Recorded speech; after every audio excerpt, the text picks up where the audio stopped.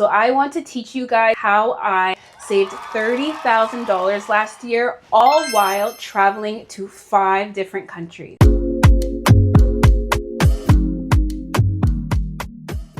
All right, so the first thing that I did to save $30,000 was I worked on increasing my income. This is something that I committed to starting in 2020.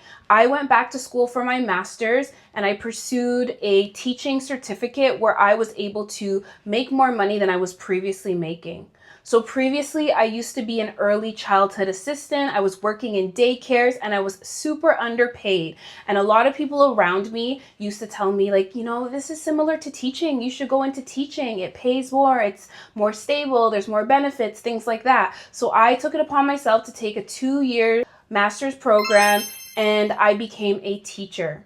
I was aware that starting off as a teacher, the salary isn't always the best depending on where you're located. So I made the active decision to relocate to a remote area to teach. So I currently work in Canada, and a lot of times if you are a teacher, a nurse, or if you are working in any other in-demand career sector, there are tons of jobs that encourage you to relocate to the northern part of Canada or to certain remote parts of Canada to work.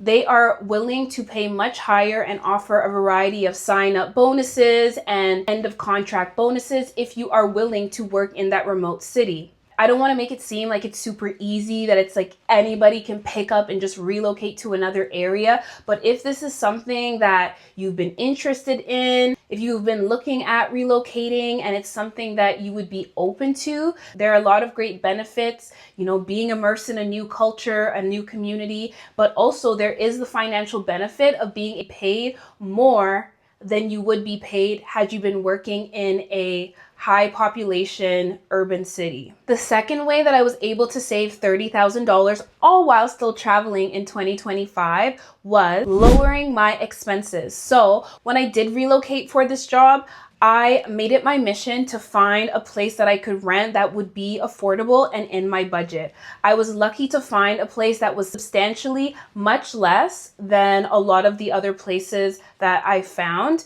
And as a result, I was able to free up a lot of my income to put into investing rather than having to pay crazy high apartment fees. In addition, I drive a fully paid off Honda Civic, and I'm super grateful for that car. Cross my fingers, but it has never failed me. And honestly, the best car that you can get or have is a fully paid off car because you don't have to pay car payments.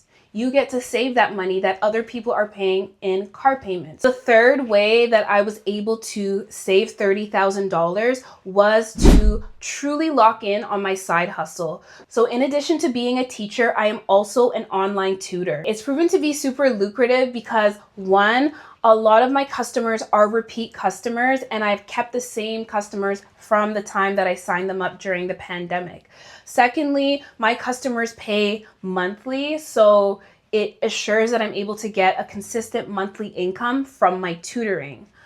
Also, because I was able to afford my lifestyle, pay for my bills, and still have money left over to save and invest from my daytime job, I didn't even have to rely on my side hustle of tutoring to pay any bills. So any money that I made from my tutoring business was able to be saved and invested directly.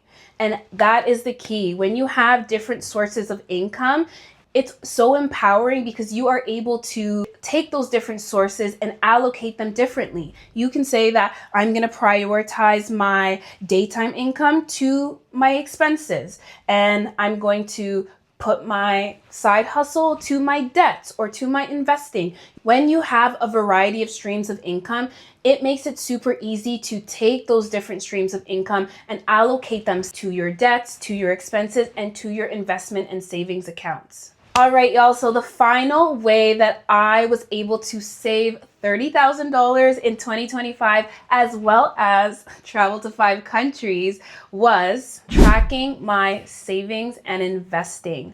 So I actively tracked my spending as well as my savings. So for my savings, what that looked like was I would have a little money meeting with myself. And in this meeting, I would take out my money journal, pour a glass of wine or have like a nice cup of tea, open up my accounts, and I would write down every single account that I had to my name. And I would write how much was in each account. At the bottom, I would write down the total amount that I had in assets. I would also do that for my liability. So if I had student loans, if I had credit card debt, things like that, I would write that down on the liability side. And then I would find the total for both my assets and my liabilities. And then the coolest part that I would do is I would go back to 2 months prior and I would find the difference between the amount in my account on that day and the amount that I had in my account 2 months prior. And what that would do for me is that I would show me the amount of growth or the amount of savings that I was able to accumulate in a 2-month span. And by doing this, I was able to see if I was actually on track to increasing my savings. Cool, hey? As for my spending, I would use a spending tracker and I would input all of the different expenses that I used per month. You could actually categorize your spending. So if you go out for takeout, you can put that takeout purchase into the takeout category. If you do online shopping, you can put that all in your online shopping category. And what that does is that at the end of the month, you're able to review your spending tracker and you're able to see what categories am I spending more or less in. How can I make changes to be on track for my savings goal? The number one thing that I want you to take away today is that you need to play an active role in your money journey. You need to be intentionally taking a look at your accounts. You need to be auditing your spending. You need to be critical of how you allocate your money and be consistently making changes to be able to hit your goals. Saving money is not something that you just do by passively spending money, not looking at your accounts. You cannot take a lackadaisical approach to saving money. You need to be aware of what's going and coming from your account so that you can be able to hit your savings goal. Before you guys leave, please leave a comment sharing what you're going to do in order to level up your savings in 2026. All right, guys, thank you so much for watching. Thank you for tuning in with Growing with Sherry. I hope to see you soon for another video. Peace.